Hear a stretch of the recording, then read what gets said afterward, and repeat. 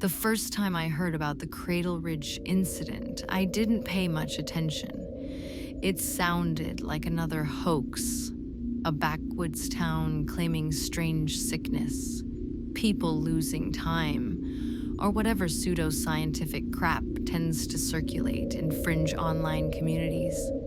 I even joked about it once, over beers with my colleague Marianne, who grew up a few towns over. She laughed, but not easily. Looking back, I should have noticed how tightly she gripped her glass. It wasn't until months later, when I got the assignment to archive regional case studies for the university's epidemiology department, that Cradle Ridge came up again on my radar.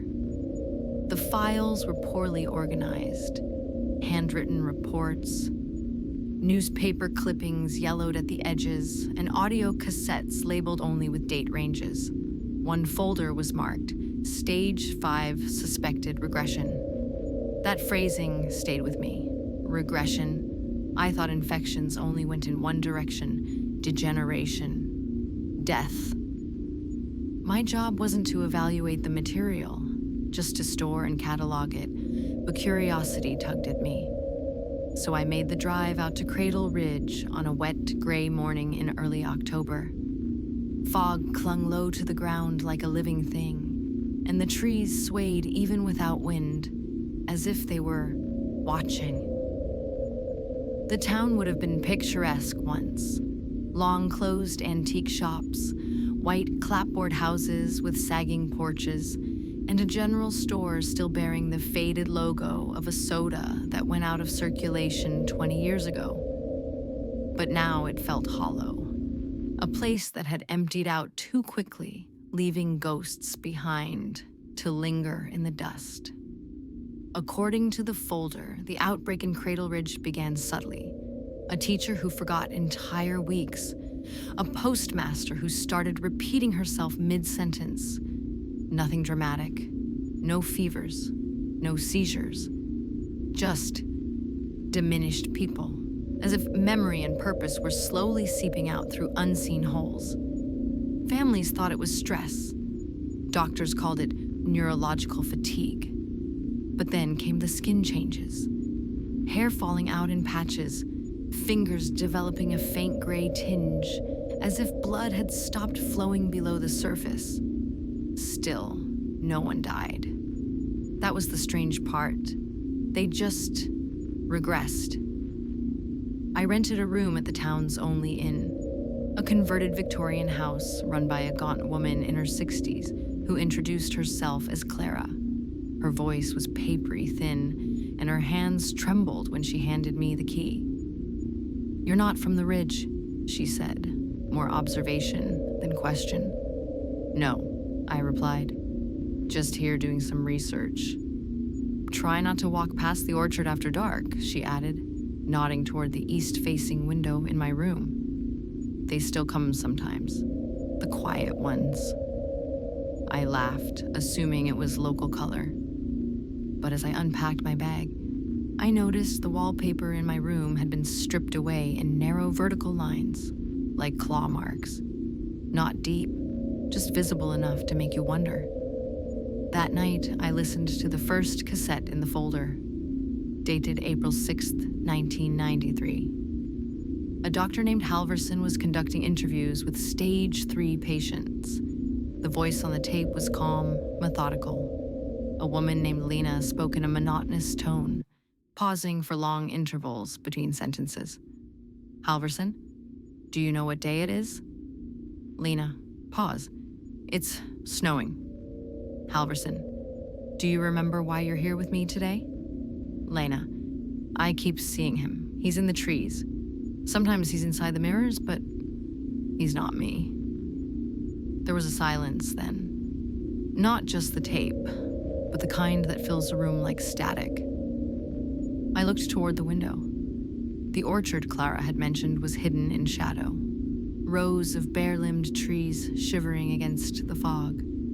For a moment, I thought I saw movement, something lean and staggering between the trunks. But I blinked, and it was gone. The next morning, I went to the town archives, now housed in an abandoned school. The custodian, a taciturn man named Reed, handed me a ring of keys and gestured toward the basement. "What you're looking for is down there, but don't stay too late," he said without meeting my eyes. "Some nights, the lights don't work right." I didn't ask what he meant. I should have. The basement had a smell. Not rot, exactly, but something old and wet, like soil that had never dried. I found a row of filing cabinets labeled Unclassified Symptoms and started flipping through them. One entry caught my attention. Patient 17. Regression reversed for 48 hours.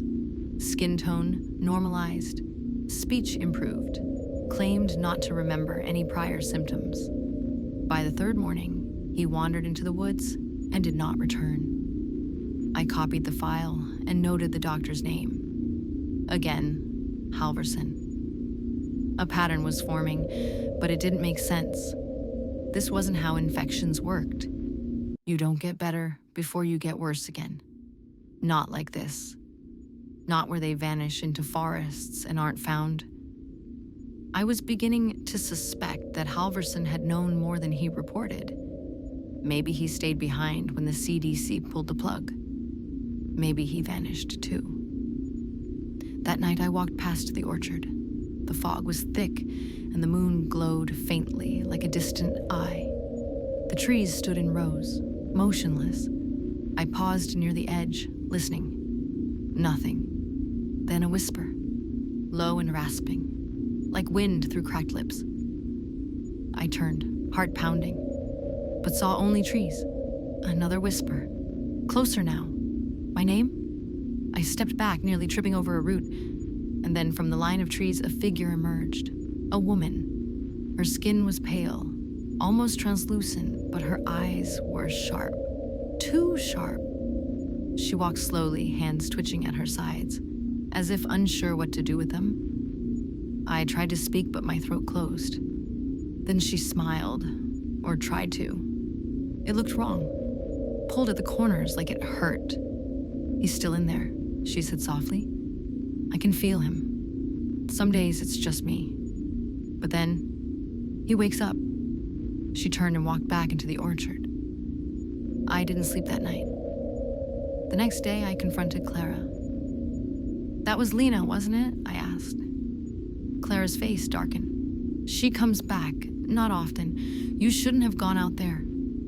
She spoke to me like she was still herself.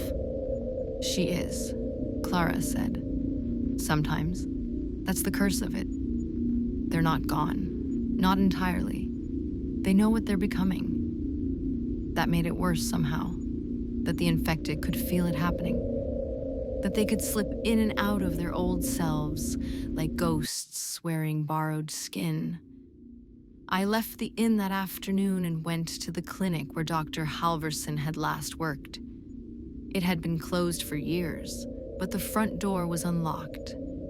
Inside, the walls were lined with outdated medical posters and shelves of patient records. I found Halverson's office untouched.